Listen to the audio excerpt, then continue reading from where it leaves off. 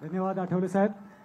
आपल्या सगळ्यांचे लाडके, शांत, संयमी, सुस्वभावी नेतृत्व, आपल्या महाराष्ट्र राज्याचे लाडके उपमुख्यमंत्री आदरणीय देवेंद्रजी फडणवीस साहेब यांना मी विनंती करतो की त्यांनी या विजयी प्रचार सभेला संबोधित करावं. भारत माता की, भारत माता की, छत्रपती शिवाजी महाराज की, धर्मवीर छत्रपती संभाजी महाराज की, भारतरत्न डॉक्टर बाबासाहेब आंबेडकरांचा, भारतरत्न डॉक्टर बाबासाहेब आंबेडकरांचा. जय श्रीराम, जय श्रीराम. दक्षिण मुंबई लोकसभेच्या या निवडणुकीच्या निमित्ताने मंचावर उपस्थित असलेले भारत सरकारचे मंत्री आणि आरपीआयचे अध्यक्ष आदरणीय रामदास आठवलेजी, सन्माननीय राहुल नार्वेकरजी, दीपक केसरकरजी, बाळा नांदगावकरजी, मिलिंद देवराजी, मंगलप्रभात लोढाजी, आपल्या लोकप्रिय उमेदवार आणि आमदार आणि लवकरच ज्या तुमच्या आशीर्वादाने खासदार होणार आहेत अशा यामिनीताई जाधव, यशवंत जाधव, मधु चव्हाणजी, राज पुरोहितजी, किरण पावसकरजी, शरद चिंतनकरजी, गीताताई गवळी, संजय पवार, नरेंद्र राणे, संतोष पांडे, मीनाताई कांबळे, आशाताई लांडगे, विश्वास पाठक, दीपक सावंत, राजेंद्र कांगणे, दिलीप नाईक, ममताताई पालव, निखिल जाधव, गौतम सोनावणे, मंचावरील सर्व मान्यवर. कोणाचं नाव सुटलं असेल तर माझी चूक नाही, नाव लिहिणाऱ्याची चूक आहे, तरी मी क्षमा मागतो. आणि उपस्थित माझ्या सर्व माता भगिनी आणि बंधूंनो, लवकरच सीएम साहेब देखील या ठिकाणी पोहोचतायत. पण आज आपण सगळे माननीय मोदी साहेबांच्या नेतृत्वात या लोकसभेमध्ये दक्षिण मुंबईमध्ये महायुतीचा विजय करण्याकरता एकत्रित झालो आहोत. आणि मला अतिशय आनंद आहे की या ठिकाणी महायुतीच्या वतीने यामिनीताई जाधव यांच्यासारखी एक रणरागिणी ही उमेदवार म्हणून आपल्यामध्ये आलेली आहे.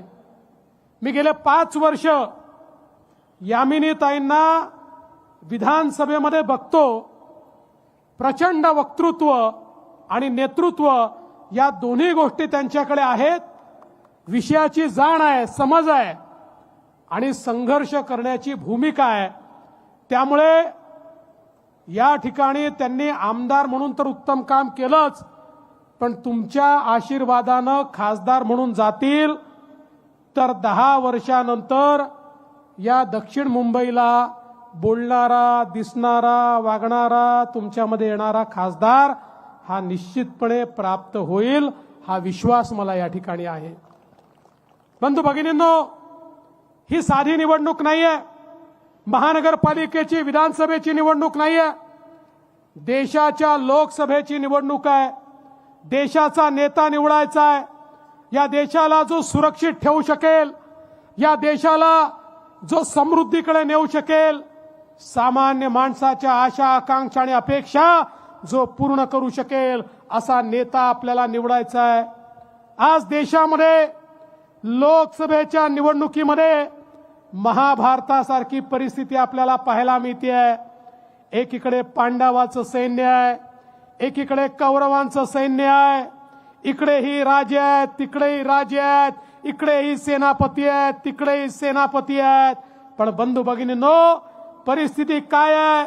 इकडे विश्वगौरव विकास पुरुष नरेंद्र मोदीजींच्या नेतृत्वामध्ये आपली महायुती आहे. आणि या महायुतीमध्ये माननीय एकनाथराव शिंदेजींच्या नेतृत्वातली शिवसेना आहे, जी बाळासाहेबांच्या विचारावर चालणारी शिवसेना आहे. या ठिकाणी आमचे अजितदादा पवार यांची राष्ट्रवादी आहे, राजसाहेब ठाकरे यांची मनसे आहे, आमच्या आठवले साहेबांची रिपाई आहे. आणि यासोबत अनेक पक्षांची मिळून आपली महायुती तयार झाली आहे. तिकडे काय आहे? तिकडे राहुल गांधी आहेत आणि त्यांच्यासोबत 24 पक्षाची खिचडी आहे. मी त्यांना एकच प्रश्न विचारला की ठीक आहे, आमचं तर ठरलंय, आमचं सरकार येणार आणि काळ्या दगडावरची पांढरी रेघ आमचे सगळ्यांचे नेते मोदीजी, त्यामुळे मोदीजीच प्रधानमंत्री होणार. पण उद्या जर तुमचं सरकार चुकून आलं तर तुमचा प्रधानमंत्री पदाचा उमेदवार सांगा. ते सांगूच शकत नाही. पत्रकार विचारायला लागले. शेवटी सकाळी 9 वाजता एक पोपटलाल येतात, तुम्हाला माहिती आहे टीव्हीवर. त्या पोपटलालांना विचारलं, सांगा तुमचा प्रधानमंत्री पदाचा उमेदवार कोण आहे? ते म्हणाले आमच्याकडे खूप आहे, आम्ही 5 वर्षात 5 प्रधानमंत्री बनवून टाकू. मी म्हटलं चांगलं आहे, पण पहिला कोण बनेल, कसा बनेल हे सांगा. मग माझ्या लक्षात आलं हे काय करणार आहेत, हे एक खुर्चीमध्ये ठेवणार आहे. आपण लहानपणी संगीत खुर्ची खेळायचो, तशी एक खुर्चीमध्ये ठेवणार आणि 24-25 पक्षाचे नेते आजूबाजूला असे फिरतील आणि संगीत बंद झालं आणि जो पहिला बसला तो पहिला प्रधानमंत्री, जो दुसरा बसला तो दुसरा प्रधानमंत्री, जो तिसरा बसला तो तिसरा प्रधानमंत्री. अरे या मूर्खांना सांगा, हा खेळ नाही आहे, ही तुमची खासगी मालमत्ता नाही आहे, घंटा खुर्चीचा खेळ नाही आहे. या देशाचा प्रधानमंत्री निवडायचा आहे. अरे तुम्ही 24 लोक मिळून विरोधी पक्षाचा नेता निवडू शकत नाही, तुम्ही या देशाचा प्रधानमंत्री काय निवडणार आहे? आणि म्हणून बंधू भगिनींनो, आज आपण लक्षात घ्या, या ठिकाणी मोदीजींच्या नेतृत्वातली आपली महायुती कशी आहे. आपली महायुती म्हणजे विकासाची रेलगाडी आहे. मोदीजींचं भक्कम इंजिन आहे. वेगवेगळ्या पक्षाच्या बोग्या लागल्यात आणि त्या बोग्यांमध्ये दीन, दलित, गोर, गरीब, आदिवासी, शेतकरी, शेतमजूर, महिला, अल्पसंख्याक, भटके, विमुक्त, ओबीसी सगळ्यांना बसण्याची जागा आहे. आणि आपली गाडी सबका साथ सबका विकास म्हणत विकासाच्या दिशेने पुढे जाते. तिकडे काय आहे, तिकडे बोग्या नाहीच आहे, फक्त इंजिन आहे. म्हणजे मनसेचं इंजिन नाही, ते आपल्यासोबत आहे. तिकडे आपलं खटारा इंजिन आहे, बाकी तिथे काहीच नाही. कोणी कोणाला बोगी लावायला तयार नाही आहे आणि कोणी कोणाला इंजिनही मानायला तयार नाही आहे. राहुल गांधी म्हणतात मी इंजिन आहे, उद्धव ठाकरे म्हणतात मी इंजिन आहे, शरद पवार म्हणतात मी इंजिन आहे, लालूजीचा पोरगा म्हणतो मी इंजिन आहे, मुलायम सिंगाचा पोरगा म्हणतो मी इंजिन आहे, स्टॅलिन म्हणतो मी इंजिन आहे, ममता दीदी म्हणते मी इंजिन आहे. पण बंधू भगिनींनो, त्या ठिकाणी बोगी नाही आहे आणि इंजिन मध्ये बसण्याकरता सामान्य माणसाला जागा नाही आहे, फक्त ड्रायव्हर आहे. आणि अशी अवस्था या इंजिनची. राहुल गांधींच्या इंजिन मध्ये फक्त सोनियाजी आणि प्रियंकाजी बसू शकतात. उद्धव ठाकरेंच्या इंजिन मध्ये फक्त आदित्य ठाकरेंकरता जागा आहे आणि शरद पवारांच्या इंजिन मध्ये फक्त सुप्रिया ताईंकरता जागा आहे, तुमच्या करता जागा नाही आहे. पण ज्या क्षणी तुम्ही यामिनी ताईंच्या धनुष्यबाणाची बटन दाबाल, दक्षिण मुंबईची बोगी त्यांच्या नेतृत्वात थेट मोदीजींच्या इंजिनला लागेल आणि मग दक्षिण मुंबईला विकासापासून कोणीच वंचित ठेवू शकणार नाही. आणि म्हणून बंधू भगिनींनो, ही निवडणूक विकासाची निवडणूक आहे. 10 वर्षामध्ये मोदीजींनी या देशाला बदलून टाकलं. 10 वर्षामध्ये मोदीजींनी या देशामध्ये 25 कोटी लोकांना गरिबी रेषेच्या वर काढलं. 20 कोटी लोक जे झोपडीत राहायचे त्यांना पक्क घर दिलं. 50 कोटी लोक ज्यांच्या घरामध्ये गॅस नव्हता त्यांच्या घरात गॅस आला. 55 कोटी लोक ज्यांच्या घरी शौचालय नव्हतं त्यांच्या घरी शौचालय आलं. 60 कोटी लोक ज्यांच्या घरी पाणी पोचत नव्हतं त्यांच्याकडे नळ आला आणि पिण्याचं पाणी आलं. 80 कोटी लोक यांना 2 वेळचं अन्न हे मोफत राशनच्या रूपाने 2020 पासून मोदीजी देतात. आणि मोदीजींनी सांगितलंय पुढचे 5 वर्ष देखील देणार आहे, ज्यामध्ये 7 कोटी लोक आपल्या महाराष्ट्रातले आहे. जवळजवळ 64 कोटी तरुण असे आहेत की ज्यांना मोदीजींनी 60 लाखापर्यंतचं मुद्रा लोन दिलं, जे लोन बिना तारण आणि बिना गॅरंटरचं मिळालं. आज ते आपल्या पायावर उभे आहेत आणि यामध्ये 50% जास्त महिला आहेत.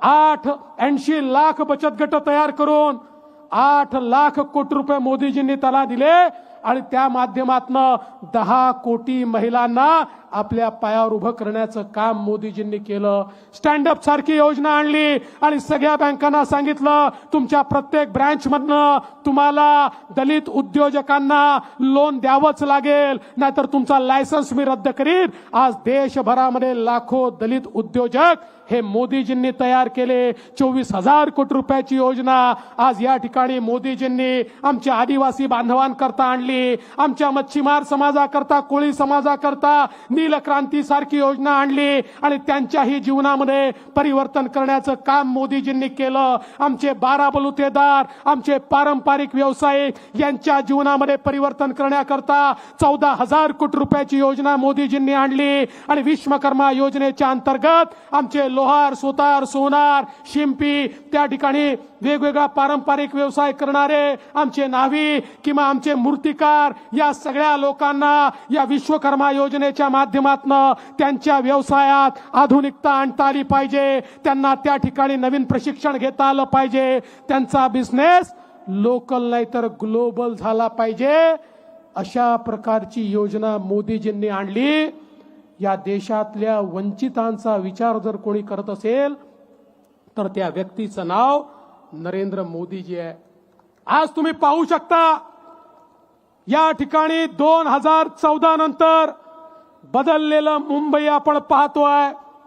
या मुंबईमध्ये आपल्या आशीर्वादाने 2014 नंतर आम्हाला त्या ठिकाणी सरकार, महायुतीचं सरकार चालवण्याची संधी मिळाली आणि अनेक वर्षांचे जे प्रश्न होते ते मोदीजींच्या नेतृत्वात आम्ही सोडवले. माझ्या बीडीडी चाळीतल्या मराठी माणसाला, गरीब माणसाला 120 फुटाच्या घरात राहावं लागायचं. 25-30 वर्षाचा त्याचा संघर्ष होता. अनेक सरकार आली, सरकार गेली, त्या ठिकाणी केवळ आश्वासन मिळालं. पण तुमच्या आशीर्वादानं, मोदीजींच्या नेतृत्वात या ठिकाणी सरकार आलं. आम्ही निर्णय केला बीडीडी चाळीचं रिडेव्हलपमेंट आम्ही करू आणि त्याच्याकरता बिल्डरचा वापर करणार नाही, आम्ही म्हाडाच्या माध्यमातून करू. आणि बंधू भगिनींनो, हे रिडेव्हलपमेंट त्या ठिकाणी सुरू केलं. 120 फुटात राहणाऱ्या माझ्या या गरीब माणसाला 600 फुटाचं घर आज आम्ही त्या ठिकाणी देतो. आणि एवढंच नाही तर राहुलजी, आता आपण पार्किंगची व्यवस्था देखील त्या ठिकाणी त्यांना दिली आहे आणि त्यांचं जीवन बदलण्याचं काम हे या ठिकाणी मोठ्या प्रमाणात आपण करतोय. आज आपण पाहतोय आदर्श नगर असेल, अभ्युदय नगर असेल, काळा चौकी असेल, वर्षानुवर्ष या ठिकाणचा संघर्ष आहे. अरे हा कोण आहे? हा गरीब माणूस आहे, हा मराठी माणूस आहे ज्याच्या उत्थानाकरता इतके वर्ष केवळ भाषणं होत होती. माझा उद्धव ठाकरेजींना सवाल आहे, उद्धवजी इतके वर्ष मुंबई महानगरपालिका तुम्ही चालवली, तुम्हाला या गरीब माणसाची आठवण का आली नाही? या दक्षिण मुंबईतला माझा गरीब मुंबईकर हा वसई विरारच्या पलीकडे का गेला याचं उत्तर कधीतरी तुम्हाला द्यावं लागेल. निवडणुका आल्या की भावनिक बोलायचं, निवडणुका आल्या की त्या ठिकाणी आश्वासनं द्यायची. आणि मला तर कधी कधी आश्चर्य वाटतं, परवा आमचे उद्धवजी त्या भाषणामध्ये म्हणाले आधी नरेंद्र मोदींना विचारा त्यांनी दिलेल्या आश्वासनाचं काय झालं. अरे उद्धवजी, कधीतरी स्वतःहून पेपर वाचा आणि सामना सोडून दुसराही पेपर वाचा, म्हणजे तुम्हाला समजेल. अरे नरेंद्र मोदी त्या व्यक्तीचं नाव आहे ज्याने 2019 साली 75 आश्वासनं दिली होती आणि त्याचा लेखाजोखा सादर केला आणि सगळी 75 आश्वासनं पूर्ण करण्याचं काम हे मोदीजींनी केलं. मग त्या ठिकाणी गरीबाला घर देण्यापासनं तर प्रभू श्रीरामांना देखील त्यांच्या स्वतःच्या घरी बसवण्यापर्यंतचं काम हे नरेंद्र मोदीजींनी राम मंदिराच्या माध्यमातून करून दाखवलं. पण बंधू भगिनींनो, आज या ठिकाणी इतक्या मोठ्या प्रमाणात आमचे पोलीस राहतात. पोलिसांच्या 27 वसाहतीपैकी 17 वसाहतींचा म्हाडाकडनं पुनर्विकास आज आम्ही सुरू केला. गिरणी कामगार ज्यांना तुम्ही या ठिकाणून बाहेर काढलं, ज्या गिरणी कामगारांच्या नावावर या ठिकाणी इतकं मोठं राजकारण केलं, पण त्या गिरणी कामगारांना तुम्ही घरं देऊ शकला नाहीत. आम्ही आमच्या एकनाथराव शिंदेजींच्या नेतृत्वात मोठ्या प्रमाणात गिरणी कामगारांना घरं देणं सुरू केलं. आपण बघितलं असेल गेल्या वर्षभरात दर महिन्याला एक कार्यक्रम आम्ही करतो आणि गिरणी कामगारांना त्यांच्या हक्काच्या घराच्या चाव्या त्या ठिकाणी देण्याचं काम आम्ही करतो. आज या दक्षिण मुंबईमध्ये सेसच्या प्रॉपर्टीज आहेत, 14,000 प्रॉपर्टीज आहेत. त्या ठिकाणी राहणारा माणूस वर्षानुवर्ष आमचा पुनर्विकास होईल याची वाट बघत होता, पण तो पुनर्विकास 25 वर्ष ज्यांच्या ती महानगरपालिका होती त्यांनी केला नाही. पण महायुतीचं सरकार आल्यानंतर त्याही संदर्भातला निर्णय आम्ही केला, कायदा तयार केला, राष्ट्रपतीकडे जाऊन तो कायदा मंजूर करून आणला आणि त्याही गरीब माणसाला आज त्याचं पक्क घर हे या ठिकाणी आम्ही देतोय. एवढंच नाही तर पूर्वीच्या काळामध्ये या ठिकाणी 2001 पर्यंत जे झोपडपट्टीत राहत होते त्यांनाच केवळ घर दिलं जाईल असा काँग्रेसचा फतवा होता. आम्ही सांगितलं चालणार नाही, आम्ही कायदा तयार केला आणि 2011 पर्यंतच्या सगळ्या लोकांना त्या ठिकाणी घर देण्याचा निर्णय केला. आणि त्यानंतरही जे लोक राहत आहेत आणि जे खरे आहेत जे खोटे नाही आहेत त्यांनाही रेंटल हाऊसिंग दिलं जाईल अशा प्रकारचा त्या ठिकाणी आम्ही निर्णय केला. बंधू भगिनींनो, मोदीजींच्या नेतृत्वात प्रत्येक गरीबाच्या घरामध्ये त्याला घर मिळालं पाहिजे हा आमचा या ठिकाणी प्रयत्न आहे. आज मोठ्या प्रमाणात आपण स्वयं पुनर्विकासाच्या योजना तयार केल्या. या मुंबईमध्ये लोक बिल्डर पासनं मोठ्या प्रमाणात प्रताडित होते. त्या ठिकाणी पुनर्विकासाकरता बाहेर काढलं जायचं, SRA करता बाहेर काढलं जायचं आणि त्यानंतर परत आपल्या घरी येता येत नव्हतं. या दुष्टचक्रातनं मुंबईकरांना बाहेर काढण्याचं काम हे महायुतीच्या सरकारने केलं आणि आज स्वयं पुनर्विकासाच्या माध्यमातून 16,000 इमारतीचे प्रस्ताव आमच्याकडे प्राप्त झाले आहेत, ज्याला सगळ्या प्रकारचे कन्सेशन देऊन बिल्डरांच्या तावडीतनं त्यांना सोडून त्या लोकांना आपलं स्वतःचं हक्काचं मोठं घर हे या ठिकाणी देण्याचं काम खऱ्या अर्थानं आपण करतोय. बंधू भगिनींनो, CRZ मुळे अनेक कामं खोळंबली होती, तोही प्रश्न आम्ही सोडवला. CRZ ची नवीन लाईन या ठिकाणी आणली आणि त्यामुळे हे जे गरिबांची घरं अडलेली होती आता त्या घरांना देखील त्या ठिकाणी मान्यता मिळते आहे. आणि एवढंच नाही, मुंबईचा बदललेला चेहरा तुम्ही पाहताय. या मुंबईमध्ये मेट्रोचं काम आम्ही सुरू केलं.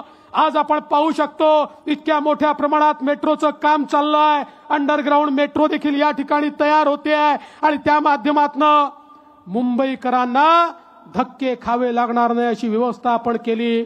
कोस्टल रोडचं काम असेल, अटल सेतूचं काम असेल, मुंबईच्या इतिहासात ही सगळी कामं आपण करू शकलो.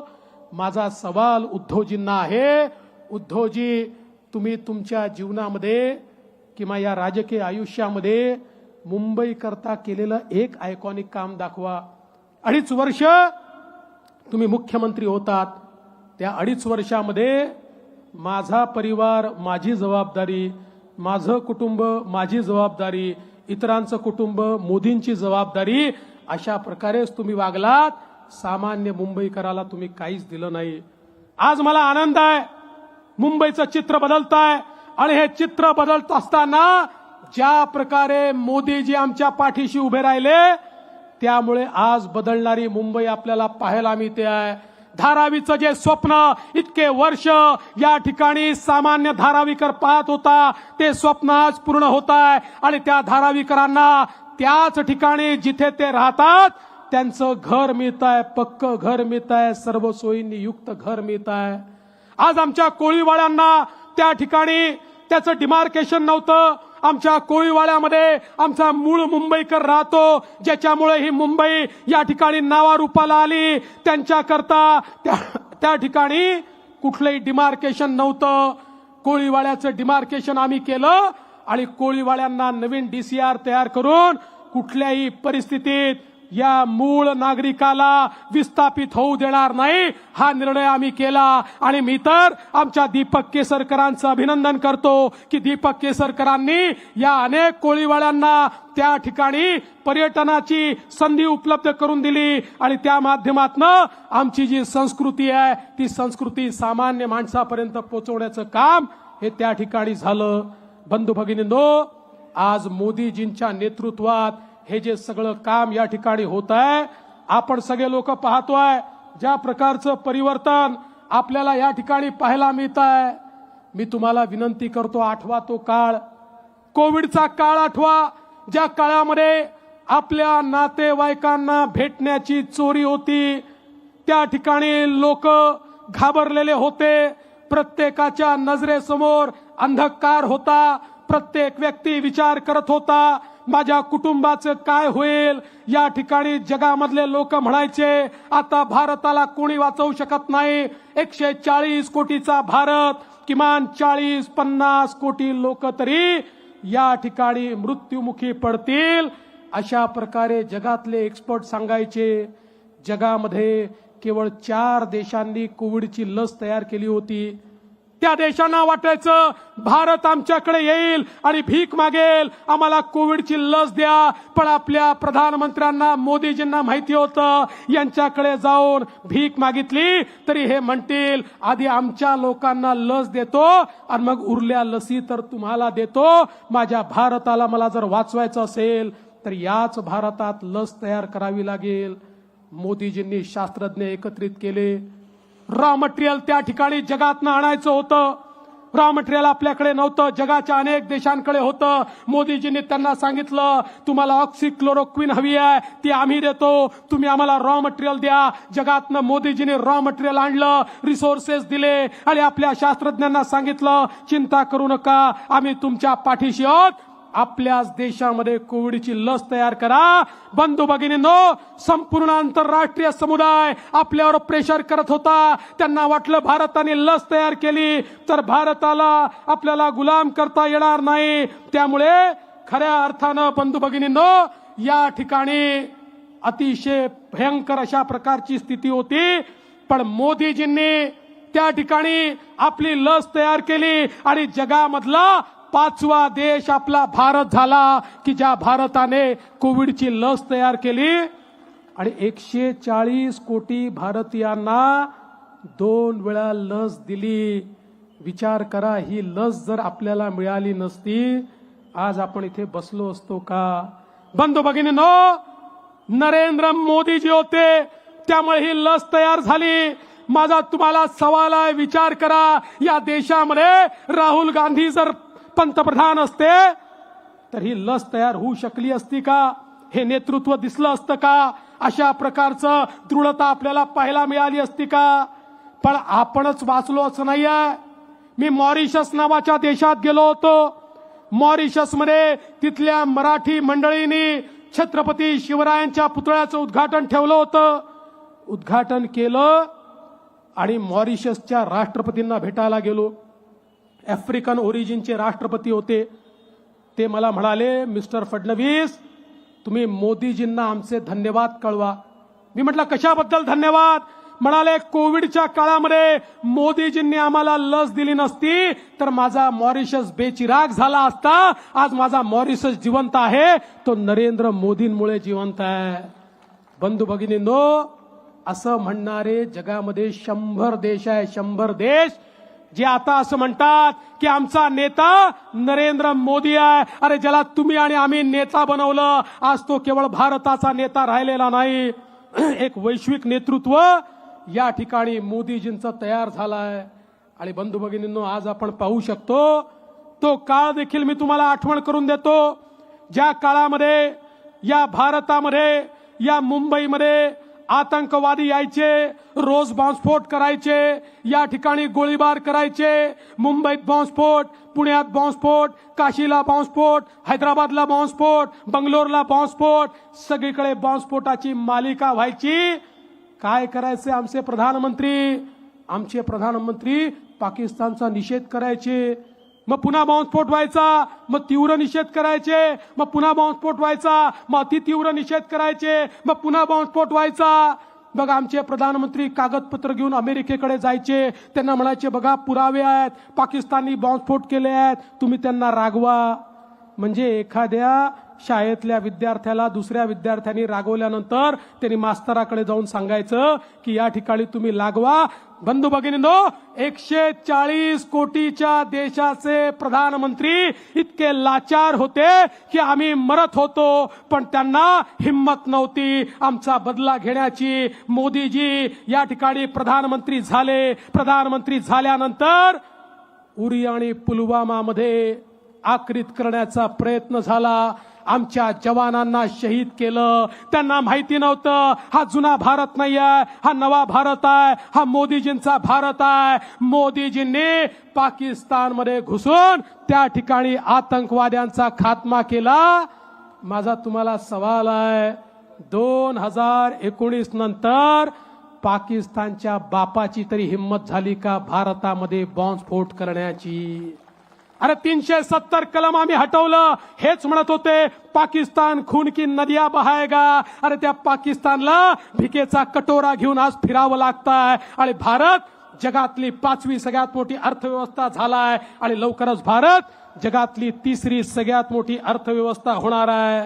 बंधू भगिनींनो, मी तुम्हाला विनंती करण्याकरता आलो आहे. एक वैश्विक नेतृत्व आहे आणि ज्यावेळी लोकांना विकासावर बोलता येत नाही, काय केलं सांगता येत नाही, ज्यावेळी लोकांना फेस करता येत नाही, त्यावेळी एक तत्व वापरलं जातं की जेव्हा तुम्ही लोकांना कन्व्हिन्स करू शकत नाही तेव्हा त्यांना कन्फ्यूज करा. आणि मग सुरू केलं या पोपटांनी की मोदीजी तिसऱ्यांदा जर देशाचे प्रधानमंत्री झाले तर ते संविधान बदलतील. अरे नालायकांनो, बाबासाहेबांचं संविधान इतकं लेचपेचं नाही आहे. या ठिकाणी सर्वोच्च न्यायालयाने पूर्ण खंडपीठाने निर्णय दिलाय की बाबासाहेबांच्या संविधानाचा मूलभूत ढाचा बदलण्याचा अधिकार देशाच्या संसदेला देखील नाही आहे. आणि बंधू भगिनींनो, जोपर्यंत चंद्र आणि सूर्य आहे बाबासाहेबांचं संविधान कोणीच बदलू शकत नाही. अरे नरेंद्र मोदी त्या व्यक्तीचं नाव आहे ज्यांनी सांगितलं की या ठिकाणी बाबासाहेबांचं संविधान होतं म्हणून माझ्यासारखा चहा विकणारा एक मुलगा आज भारताचा प्रधानमंत्री झालाय. बंधू भगिनींनो, मोदीजींनी सांगितलं मला गीता बायबल कुराण पेक्षा देखील भारताचं संविधान महत्वाचं आहे. आणि म्हणून संसदेत गेल्यानंतर हा पहिला प्रधानमंत्री आहे ज्यांनी सेंट्रल हॉलमध्ये जाऊन भारताच्या संविधानाची पूजा केली. पण हे नालायक लोक ज्यांनी इतके वर्ष जम्मू काश्मीरमध्ये भारताचं संविधान लागू केलं नाही, जम्मू काश्मीरच्या लोकांना त्या ठिकाणी आरक्षण दिलं नाही, ते आमच्यावर आरोप लावतात. अरे मोदीजींनी बाबासाहेबांचं संविधान जम्मू काश्मीरमध्ये लागू केलं आणि त्या ठिकाणी देखील सामाजिक न्याय नरेंद्र मोदींनी पोचवला. आणि म्हणून तुम्हाला विनंती करतो, खरं म्हणजे मुख्यमंत्री महोदय या ठिकाणी येणार होते, ते रस्त्यात आहे म्हणून मी सारखं घड्याळ पाहतोय. पण माझ्या लक्षात आलं की आता 1 मिनिट वाचलेला आहे, त्यामुळे मुख्यमंत्री महोदय कदाचित पोचू शकणार नाही. पण मुख्यमंत्री महोदयांच्या वतीनं मी तुम्हाला या ठिकाणी शुभेच्छा देतो आणि त्यांच्याही वतीनं तुम्हाला निवेदन करतो. आपल्याला माहिती आहे या ठिकाणी प्रभू श्रीरामांना आपण मानतो, आपण जय श्रीराम म्हणतो. मग मला सांगा, प्रभू श्रीरामांच्या हातात काय आहे? काय आहे? काय आहे? यामिनीताई जाधवांच्या हातात काय आहे? शिंदे साहेबांच्या हातात काय आहे? या मतदारसंघामध्ये मोदीजींच्या हातात काय आहे? धनुष्यबाण. आणि त्यामुळे येत्या 20 तारखेला जेव्हा तुम्ही धनुष्यबाणाची बटन दाबाल, वोट तर यामिनीताईंना मिळेल, पण तुमचा आशीर्वाद नरेंद्र मोदी साहेबांना मिळेल. त्यांना आशीर्वाद देण्याकरता बंधू भगिनींनो मोठ्या प्रमाणात मतदान करा एवढीच विनंती करतो. आणि या ठिकाणी थांबतो. आणि थांबताना या ठिकाणी मी छत्रपती शिवाजी महाराज, भारतरत्न डॉक्टर बाबासाहेब आंबेडकर यांच्या प्रतिमेला पुष्पार्चन करतो, कारण मुख्यमंत्री येणार होते म्हणून आपण थांबलो होतो. धन्यवाद. जय हिंद, जय महाराष्ट्र, जय भीम. मी आदरणीय फडणवीस साहेब यांना विनंती करतो की त्यांनी छत्रपती शिवाजी महाराज यांच्या प्रतिमेस पुष्पहार अर्पण करावा. त्याचबरोबर सन्माननीय केंद्रीय मंत्री रामदासजी आठवले साहेब यांना मी विनंती करतो की त्यांनी आदरणीय बाबासाहेब आदरणीय मुख्यमंत्री महोदयांचं आगमन झालेलं आहे. आदरणीय मुख्यमंत्री महोदय या ठिकाणी उपस्थित झालेले आहेत. आपल्या सगळ्यांना अभिवादन. सर्व मतदारांना विनंती करण्यात येते आपल्याला शुभेच्छा देण्यासाठी मुख्यमंत्री या ठिकाणी हजर झालेले आहेत.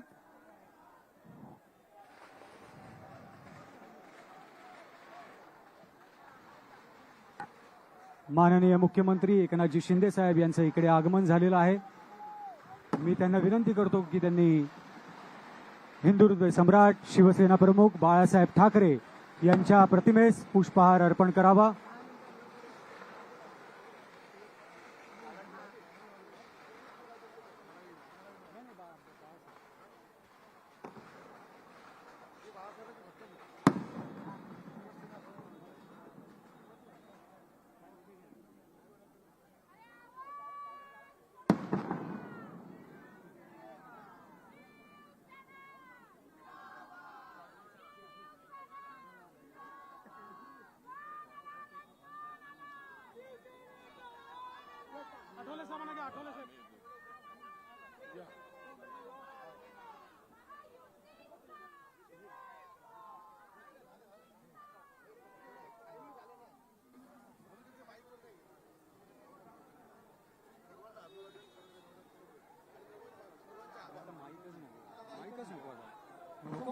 Hello hello